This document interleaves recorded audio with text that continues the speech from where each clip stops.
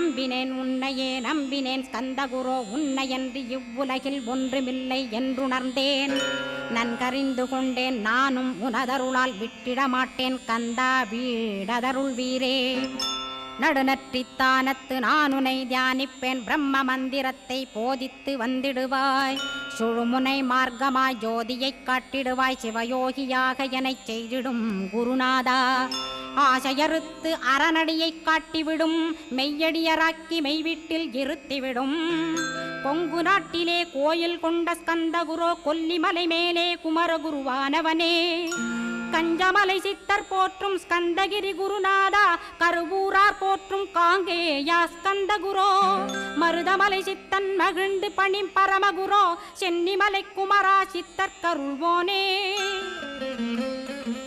சிவவாக்கிய சித்தருளை சிவன்மலையில் போற்றுவரே Palani